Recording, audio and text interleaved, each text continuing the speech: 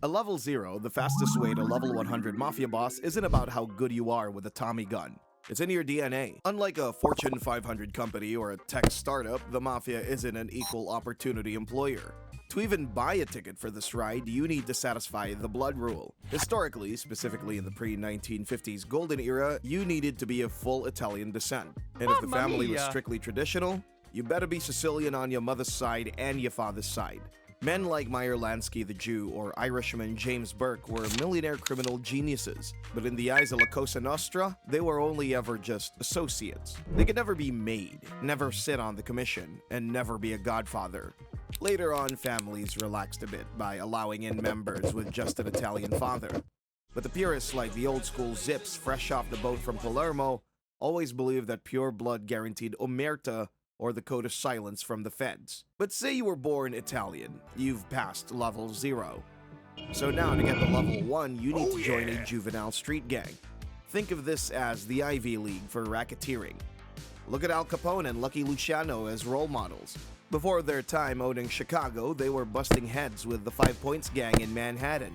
These gangs are where you learn the geography of power. So you need to dominate your local block or your borgata before you can dominate the city. Eventually, your years as a capable teenager will catch the eye of a mentor. And that's how you get to level 2 as an associate. Think of this as the gig economy of organized crime. You aren't an employee yet, so you don't get benefits, and you definitely don't have workers' rights. If you want to speedrun this level, you need to max out these 2 most important stats: greed and violence. So here's the 3 fastest ways to fill your greed and violence XP bar. First is the earner method. Remember that despite the fedoras and the drama, the Mafia is a business, and if you want the bosses to love you, hand them a fat-ass envelope of cash at the end of each week. This is exactly what Paul Castellano did. Since he wasn't the toughest guy in the room, he dominated the meat and construction rackets.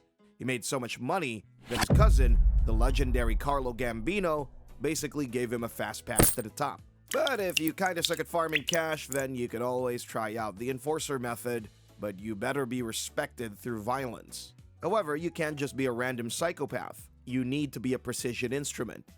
To clear this level, you have to hit the grim milestone as making your bones, which is literally a contract killing. It proves you can pull the trigger, and more importantly, it binds you to the family through shared liability since you can't rat out on them if you buried the body with them. Look at Roy DeMeo. He was a Gambino associate who ran a crew so efficient at murder, they turned it into an assembly line.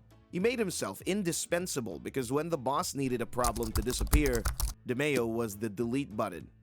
But if you aren't scary or can't find an infinite money glitch, then you better have some damn good social skills. And to be honest with you, if you had the skill, networking was the single biggest exploit.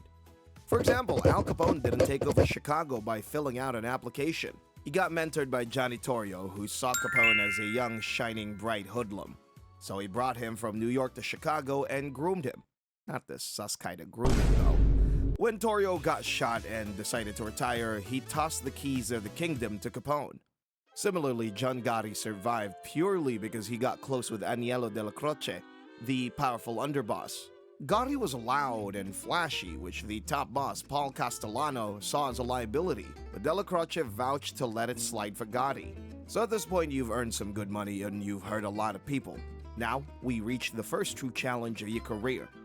Welcome to level 3. This is the transition from a civilian criminal to a man of honor. You'll no longer be just a guy who knows a guy.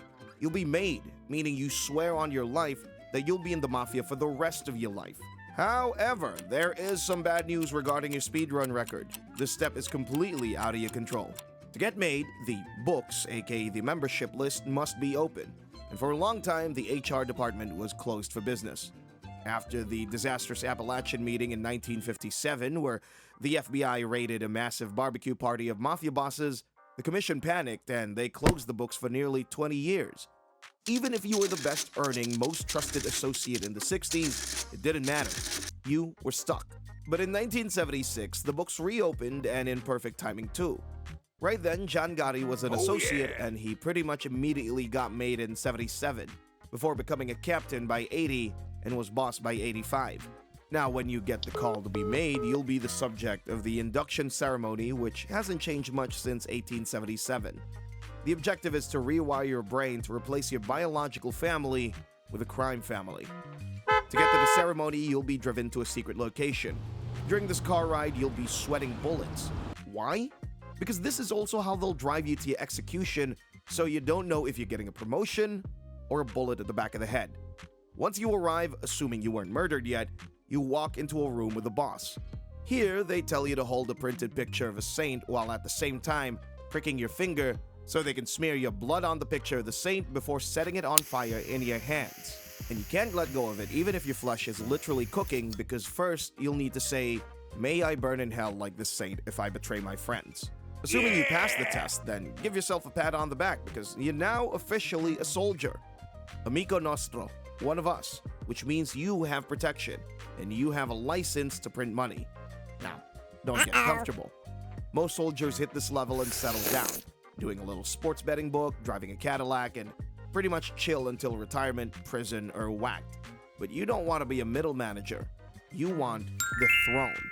To jump from level 3, soldier, to level 4, captain, you need to avoid the comfort trap and become the Jeff Bezos of the underworld. The fastest way to get promoted is to act like a captain before you even have the title. Technically, a soldier is at the bottom of the made man org chart, but a smart soldier is the CEO of his own startup, so you need to recruit your own team of associates. A quick tip you could use comes from past speedrunners like John Gotti. He ran the Virgin Hunt and Fish Club like his personal empire with his own shooters and his own earners and had them take territory whenever he wanted. And if you control enough money and enough muscle, the administration has to promote you to captain. Why? Because they need to keep a leash on you. And more importantly, they want a bigger cut of your earnings. But while you're building your empire, you have to watch your back because the Mafia is full of internal treachery. To speedrun this level, you need to master office politics with guns. Just understand that many families split into factions and that the fastest path to the top often involves identifying the winner of a civil war and betraying the loser. Just look at Carmine the Snake Persico of the Colombo family. During the bloody Profaci Gallo Wars of the 1960s, Persico was on one side until he wasn't.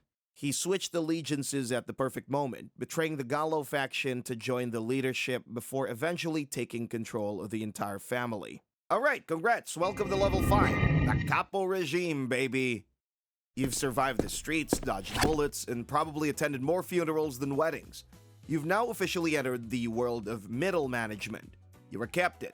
You got your own crew of soldiers and associates. Your job description is simple, but insanely stressful. Money goes up, orders go down. But now the question is, how do you jump from captain to underboss and eventually the boss? You become the family's rainmaker. And no, we're not talking about that Matt Damon movie. We're talking about making fat stacks of cash rain. Here's the thing though. You can't just be good at crime anymore. You have to be good at business. Think Tony Soprano, but with an MBA. Historically, the capos who climbed the fastest were the ones who controlled labor unions. If you controlled the concrete union or the Teamsters, congrats. You could shut down every major construction project in Manhattan with one phone call. Like, imagine having an entire city by the balls. That is peak mob boss energy. When you hold the city hostage like this, you basically have infinite leverage over the boss. Here's how it works. Every week, you take a cut of your crew's earnings and pass the rest up to the boss. You're essentially doing the same work as a single mom running an MLM on Facebook. But here's the golden rule. The capo who delivers the fattest envelope of cash at the end of the week, that's the boss's favorite child. Okay, but wait. Money alone isn't enough in this game. You also need to become a security expert. And no, we're not talking about McAfee antivirus. A smart capo makes himself valuable by becoming the boss's personal human firewall. In the age of RICO statutes, that's the Racketeer Influence and Corrupt Organizations Act for you law school dropouts, the boss can never speak directly to a soldier. That's a straight one-way ticket to prison. The boss gives the order to you, you give the order to the soldier. Basically, you're taking all the risk while the boss chills at his mansion, eating gabagool. Okay, sorry, too many Sopranos references. But hey, here's the trade-off. If you can keep the boss swimming in cash and keep him out of handcuffs, you become the most trusted man in the family. And trust is the final key to God status. Well, Godfather status anyway. You've clawed your way up from some random street thug to a captain, and now Now you're entering the administration, and there's three positions up here: consigliere, the underboss, and the boss himself. If you're speedrunning this game like a pro, you need to know which door to open and which one is a straight-up trap. First, let's talk about the consigliere. In the movies, this guy is the voice of reason, the mediator who keeps everyone from killing each other at Sunday dinner. And yeah, that's all true. The consigliere is that guy. He's respected, he's trusted, he's got everyone's ear, blah blah blah. But if your goal is to speedrun your way to the boss, do not take this job. This is a classic noob trap. You'll end up as an NPC. The consigliere role is basically a terminal position. It's a retirement home for respected elders who are too old to throw hands and too smart to want the heat. It commands mad respect, don't get me wrong, but it almost never leads to the big chair. You'll be the Alfred while Batman gets all the action. So yeah, skip this route unless you're trying to collect a pension. Now, this is the position you want if you're gunning for the crown. The underboss is basically the CEO. You get to handle all the day-to-day management of the capos, so the boss doesn't have to get his hands dirty. This is the traditional launchpad to the top spot. It's like being vice president. Everyone knows you're next in line for the throne. You're basically Joe Biden. So how do you actually get appointed? Well, since the boss handpicks his underboss personally, you've really only got two options here. Option 1, nepotism. Be the boss's son. This is the slow, lucky route, unless your dad is like King Charles and just refuses to die. Option 2, treason. Be the most loyal ally of the next boss. This is the fast track, but it's also high risk, high reward. Let me break down the legendary Sammy the Bull Gravano method for you. Sammy Gravano didn't want to wait in line like some chump. He didn't kiss ass for 20 years hoping for a promotion. He became the underboss of the Gambino family overnight. How? By helping John Gotti murder Paul Castellano, who was the sitting boss at the time. Alright, we're approaching the finish line now. You're powerful, but not Thanos level powerful. Yet. To clear this level, you need to take the big chair. History shows that there are basically 4 ways to do this: the coup, the reorganization, the inheritance, or the modern acting boss strategy. Choose your weapon carefully. Method A, the coup. If you're impatient and want the title right now, you choose violence. This is the fastest, bloodiest, and most high-risk method. You basically have to assassinate the current boss and take his place. Easy, right? Wrong. You can't just walk up and shoot the boss. That's not how this works. Actually, this is how John Gotti did it. It is the perfect example of what not to do.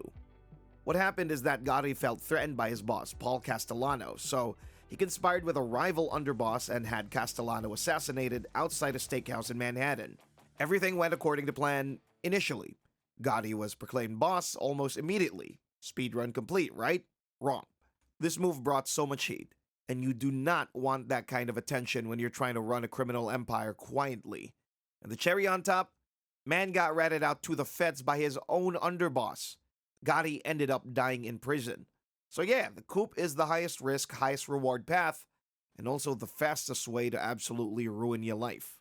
Method B, reorganization. Now, if you're smarter than you are violent, you don't just kill the boss.